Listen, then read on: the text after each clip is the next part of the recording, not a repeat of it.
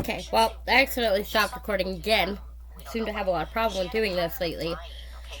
So, the other video I'm not going to bother posting. It was just me blow drying my hair and getting it up and getting ready and getting set up. And, yeah. No, I didn't eat the leftovers. And they'd be like, well, then what are all those crumbs around your mouth? And she'd be like, I don't know. She was one of those people. She's lying about weird things. In high school, it was said that Casey, that's when she really started to completely push away from her family. Casey was once like the little girl who told her mom and dad everything. And then she became a teenager in high school, and that's when she just completely cut everybody off. She wanted nothing to do with her family. And even though she still lives at home, her family really didn't know much about her. So Casey became that friend or that person who always had to have a boyfriend or just be in a relationship. She didn't enjoy being single or just on her own, or maybe she just didn't know how to be without a partner, but she always had someone. Later on, when her parents would think back to Casey's Today's Disney look is called a Tiger Walk. Such a basic orange and black look. Dating, I mean, nothing. They tried to be involved, but Casey made it impossible for them to be involved because she wouldn't tell them anything, right? Casey would go out with her friends, she would party all night, and she just went through what one would call a wild stage, you know? The adolescent years. Casey was about to graduate high school, and her parents wanted her to celebrate. The light turned off, and her parents, they wanted to celebrate their daughter's graduation. So Can you put this into your charger? And they invited like a bunch of people over to have a little party for Casey. But literally the day before Is it Dad dead? Her parents were like, hey, you know, what's going on with your graduation? Where is it at? What time is it at? They're just trying to find information so they can attend her graduation, right? So they call up the school because Casey wasn't giving them any straight answers. So they call up the school and they're informed that Casey wasn't going to be able to graduate and she was failing most of her classes. The parents, her parents, they literally had no idea. They had no idea that this was going on. And she didn't tell them. And she let them like plan this whole party and didn't say, yeah, you know, okay, all right. So instead of trying to finish high school, Casey ended up dropping out of high school, and soon after she got a job working at Universal Studios in the Hard Rock Cafe. Now after work, she would come home and she would talk to her parents about her coworkers and how her work day was. But overall, she seemed really happy. She seemed to really enjoy her job. In January of 2005, that's when Casey met and fell in love with her boyfriend, Jesse Grunt. Now, it just kind of seemed like things were just really good for Casey. She enjoyed her job. She had this new boo thing that she really liked. You know, things were just looking up. Later that year, again, still 2005, Casey is 19 years old and she becomes pregnant. So she finds out she's pregnant and she's telling her friend that she doesn't want to keep the baby, but she wants to maybe give it up for adoption so she can continue her lifestyle and not have to worry about a kid. But months went by, Casey's still living at home and she doesn't tell her parents what's going on. She's still carrying the baby. And it wasn't until she was 7 months. My wife has a movie on in the background that I'm trying slightly to drown out so that YouTube won't pick it up. Now Casey's very petite. She's very. It's the music right now. Yeah. They get me with her music too last time. I was like, are you fucking kidding me? I can't even play music in the background now? They yelled at me. I'm like, but it's YouTube! It's YouTube's music, YouTube! But her parents were like, heck no, you are not putting your kid up for adoption. They were just completely outraged. Honestly, Casey Anthony's parents should have let her put her kid up for adoption. From giving the baby up. So, August 9th, 2005, Casey Anthony gave birth to her little baby daughter, Kaylee Marie Anthony. Casey, she said that her boyfriend Jesse was Kaylee's father. She said this pretty early on, but who the baby's father was or is, it was still a mystery. Nobody really knew who the father was. There were many theories out there as to who the father could be, but Cindy and George, they never pressed Casey to find out who the father was. Casey at one point told her mother that Kaylee's father was in a terrible car accident and died. It just seemed like you could never get a straight answer from her. Her stories flip-flop and change often. I don't think it really matters. And it's not even so much that YouTube will yell at me for the movie in the background. It's for the content of the movie.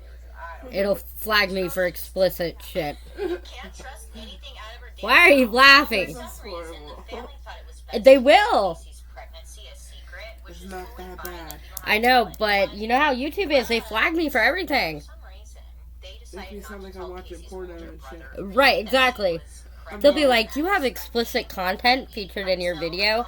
I was doing makeup, YouTube. She gave birth.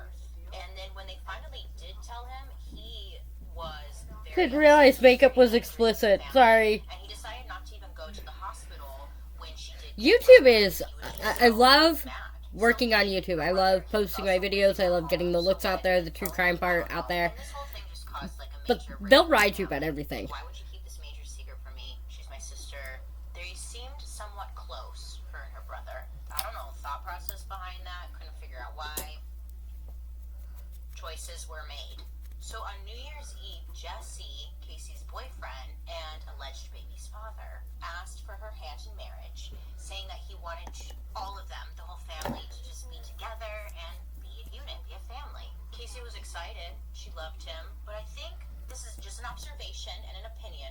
But I think deep down she knew that he wasn't the father, and she was probably feeling some sort of way. So Casey has her daughter. She's newly engaged. And around this time, Casey enlisted the help of a nanny named Zanny, or Zenaida Fernandez Gonzalez. But she called her Zanny. So she says. When Casey's parents asked her, like, hey, how'd you find this Zanny lady? What a wacky name. Zanny? They didn't say that, but I would say that. They said, okay, how'd you find this Zanny? And Casey told them that it was an IT tech who worked over at Universal Studios named Jeff, who introduced her to his ex-girlfriend, Zanny, and he paid her to watch both his son and Kaylee. They're like, okay, that guy's paying for her to watch your kid? Okay. You know, they're just, okay. Which to me would be a red flag, because it's like, who do you know who would pay for your child care? That's not normal. My parents. I just know childcare is expensive. Anyway, Cindy recalled Kaylee talking about Zanny. Fortunately, all of my children are old enough to not need childcare. Or met Zanny in the family. And also, I'm a stay-at-home mom, so there's that. Okay, so a DNA test was done to determine if Jesse really was the father of Kaylee, and the lie detector test determined Jesse was not the father. Devastating news to Jesse, who still wanted to work it out. But in May of 2006, Jesse broke off their engagement, saying that Casey's behavior was becoming more erratic and she was becoming a different person. So they broke up, and a little bit of time goes on, and Casey is just ready to start dating again. So she starts going out there. She's like, I'm gonna go out and I just want to dance. So she's going out and partying a lot with her friends. Now while she's out, that's when she meets this guy named Tony, who was an aspiring DJ. That's gonna work out real well. What the hell was that noise? And Casey What? would bring Kaylee over Mr. to his Dresser. apartment that he shared with his roommates, and they would spend a lot of their time there. Casey was still living at home during this time with her parents, and Casey's parents, they helped take care of Kaylee. They gave her her own room, they fed her, they clothed her. They pretty much took care of Kaylee as much as they could. So according to Casey, on June 15th, 2008, there was a heated argument happening within the family. The next morning, Casey left with Kaylee for a work trip to Tampa, Florida. She was angry and she did not want to come back home, so she packed like a bag as if she were going to stay for a while. The one thing we know for sure is on June 16th, 2008, that was the last day that Kaylee was seen alive. So Casey had told her family that she was going to be gone for a work-related trip to Tampa, right? Okay, so what really was going on was that Casey, she ended up leaving with Kaylee, right? She headed over to her boyfriend's apartment, but when she got there, Kaylee was with her. When asked where Kaylee was, she always had an excuse. She was either with the nanny or she was just somewhere else. She was always somewhere else, Kaylee. So Casey would end up staying at her boyfriend's house for a month. And every time she spoke with her mom, because her mom would call her up, be like, hey, you know, how's it going? How is Kaylee doing? Where's Kaylee? Can I talk to Kaylee? Every time her mom would ask, Casey would have a different excuse. Like, oh, Kaylee's with the nanny Zanny, or Kaylee's sleeping, she's taking a nap. And her grandparents, they were getting more and more concerned. Like, it's been a month. I'm sorry. Where are you? And where's Kaylee? During this month vacation, I guess, Casey began partying more than ever. She participated in a sexy body contest at a local club.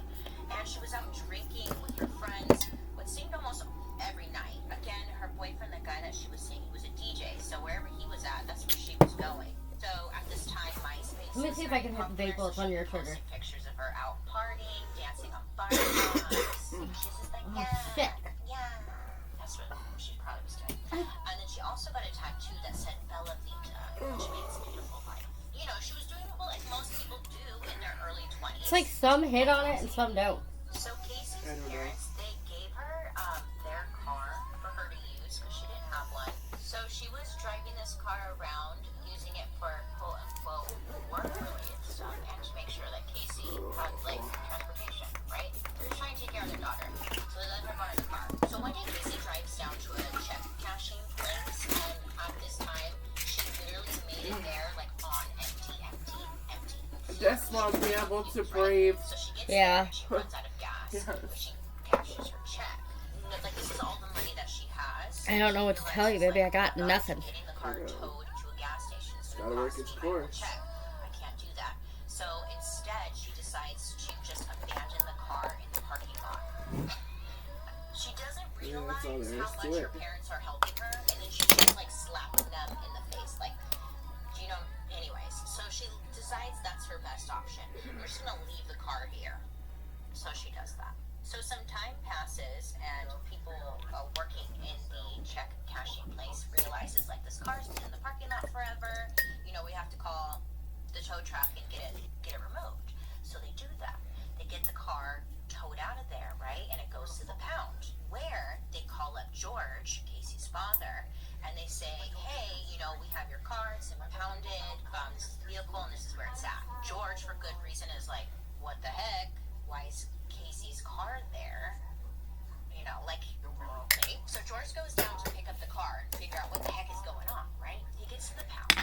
He pays the money to get the car out, and then the guy who's working at the pound takes him out to the car. So the two of them are going out there together. He gives him the keys. George says that he opens up the car door, and he says that both of them got a whiff of a pungent smell just coming from the car, and the worker said that it smelled like a dead body. Now, I personally have never smelled a dead body before, which I think is probably, it's a blessing, but based off of everything I've read and researched, it sounds like you can't mistake the smell of a dead body. It's a very distinct smell. Like, you can't confuse it with something else. So George ends up taking the car home, pissed. Him and his wife, Cindy, are pissed because, first of all, why is the car in the pound? They have to pay the fees to get the car out.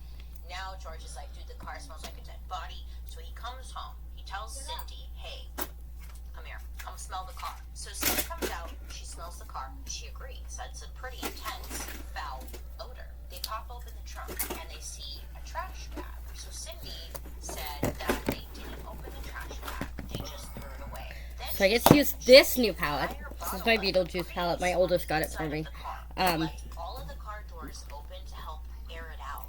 This is according I'm to really Cindy. excited to use it. So again, And the color I'm going to use out of it for today is called Utterly Alone. Ryan is super pissed. They're furious. You know, why did she just ditch the car? Why didn't Casey say anything? Does she not have a car? How is she getting around? Where's Kaylee? I mean, all these thoughts are going through their head, and Cindy just wanted answers. So Cindy tries to get a hold of Casey, but she's not having any luck. So her best bet is to go find her. Last she heard, she was at her new boyfriend's house. So Cindy goes down there to the boyfriend's apartment.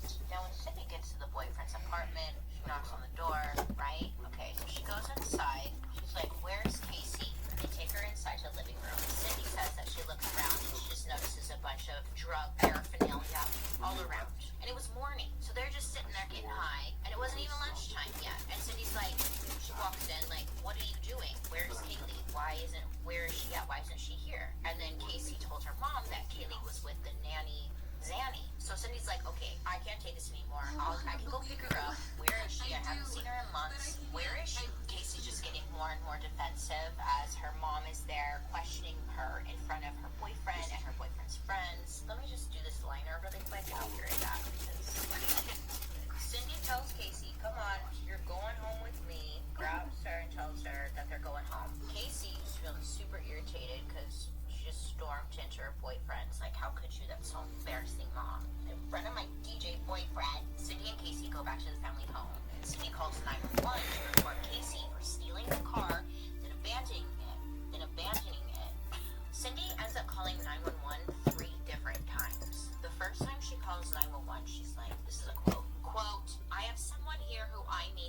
arrested in my home, and I have a possible missing child. I have a 3-year-old who's been missing for a month.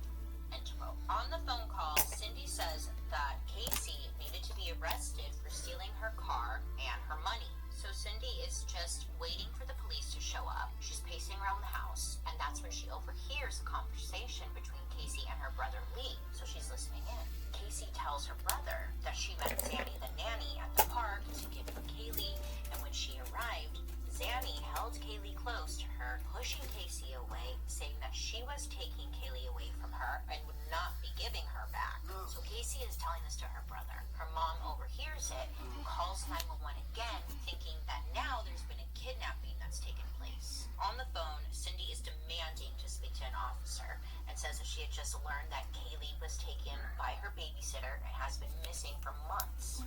For a month. So on this call, she says, quote, I told you my daughter has been missing for a month and I just found her today, but I can't find my granddaughter. There's something seriously wrong. I found my daughter's car today and it smells like there's been a dead body in the damn car, end quote. So while she's on the phone with 911, Cindy is trying to push Casey to hop on the phone and talk. I wonder if I should do a segment on Casey Anthony. I mean, she's not really a serial killer, but it would still be interesting. Worried, panicking, trying to figure out where her granddaughter is, and Casey was calm. Oh, no. She seemed irritated and annoyed that her mom... You too, family. Let me know. You want to see a segment on Casey Anthony? That she didn't want to talk to police. She didn't want... Any of you knows this one is broken. Yeah. Finally, Casey gives in and speaks to the 911 dispatcher, saying that she knows who has her daughter, but the phone number she had for the nanny was a number that was no longer in service.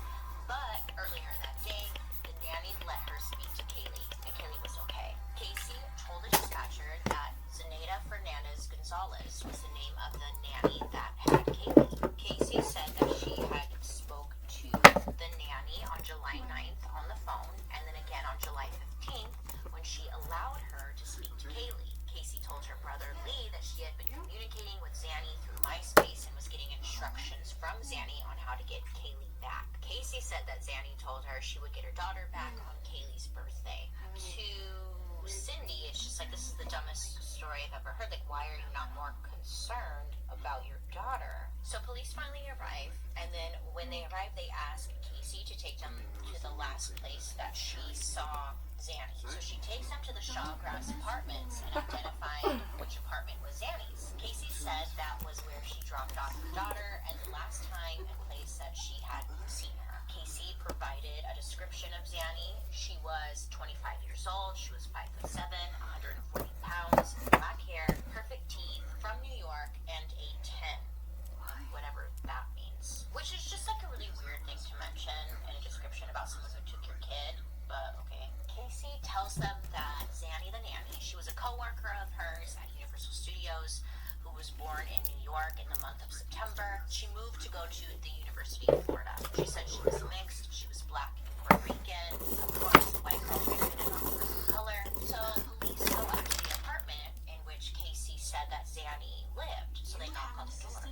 No answer, they're peeking inside. They're trying to look in the window. It doesn't look like anyone lives there. So they go down to the landlords and they ask if they can have a record as to who lived there, a history, something, right? And they told police that no one had lived in that specific apartment since March.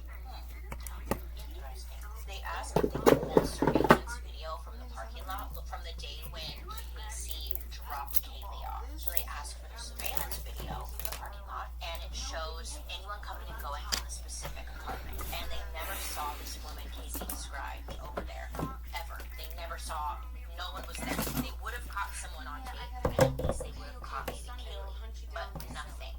So police are like, ain't this some shit? They now knew that Casey was lying, for sure. So they start looking more into Casey and her story. So they're asking just a little bit about her. Casey told police that she worked at Universal Studios. So they did some digging around, and they discovered that Casey actually, she didn't work at Universal Studios. In fact, she never worked at Universal Studios. So what was she doing with all this time, Police uncovered this information, but they didn't tell Casey that they knew this, which I love, because they put her on blast. They took Casey down to Universal Studios and asked Casey to take police police to her boss, and Casey acted as if she did in fact work there. I think she had worked there for a brief period of time, so I shouldn't say she never worked there, but she had gotten fired long ago. She was telling everyone that she still worked.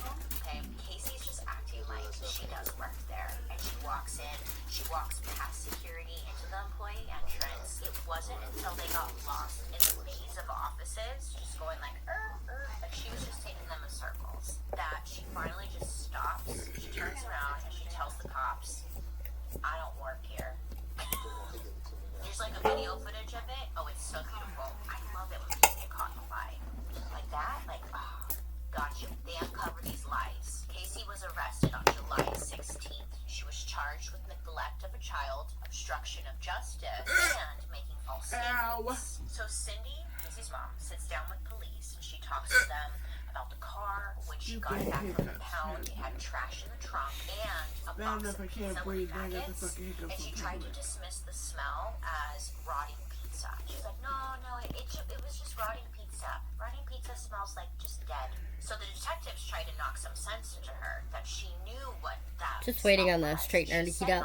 So they're pushing her like, are you sure, But Cindy kept trying to take back her statement, saying, nay, it was a rotting pizza. So the car gets taken in for police to search. So they bring in one of those trained search dogs that can confirm the scent of a dead body. So they bring in this dog sniffing around, and guess what? The dog starts going crazy when it smells the trunk. Also, they see that on the bottom of the trunk, there was a small staining happening, which was the size of a small body. I'm laughing because of like how obvious this is, right? The dog smells the body. They see like a stain. It doesn't smell like a body, but it's the size of a body. Also, the mom calling 911 being like, it smells like a body. All signs are pointing to there being a body inside the car, right? It's just so obvious. They take the carpet out of the trunk of the car and they tested it, and it confirmed to be decomposition of the body as well as very strong chloroform.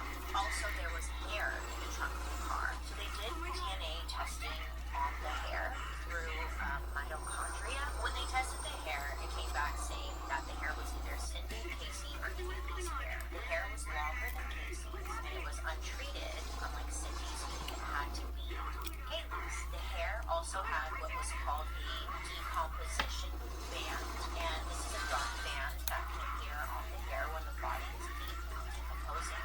Investigators also seized the family computer to help supply any evidence. So when they're looking at the computer, that's when they find or discover that someone had been using the computer to Google search, quote, how to make chloroform, end quote. All right, baby, case closed, right? What more do you know? What is that? I'm sorry. They got a crash. Who? Christian. Or his assistant. So they asked Cindy, hey, They gonna crash that plane. found that someone was searching for chloroform. But he know he doesn't die. Can you tell us about that? Because there's a third And movie. Cindy said that Right. she had been searching for Where you going? chlorophyll Get the on Vicks, computer maybe I because can the dogs fucking were eating breathe. bamboo in the But I backyard, can't get and through she here. wanted to make sure that it wasn't toxic. Move the chair up. During her search, it pulled up. We get your seat for you, my lady. Thank you. Saw it. She clicked it. This is what Cindy was I saying. would grab it, but I've got a hot thing in my hand and I don't actually burn myself. So I don't It's know not why as hot she as you would are. be searching for chlorophyll and not just something simple like Wow, cheesy. toxic to dogs. So Cindy, your story's not making any sense Like here, babe. cheese whiz. Through some digging around, they realized that Cindy wasn't even home when the computer search was COVID made. can suck it It was by this proven point. that Casey was the Same. only one home when that And my search monthly? was made. F that shit. So why was Cindy trying so hard to cover Casey's ass? It just wasn't making any sense to investigators. No, But I'm this sorry. is It all was making gone sense to them because it was by obvious Thursday. what was going on. Cindy didn't want to rat her kid out You know why? for some Why? I gotta go back to work. reason.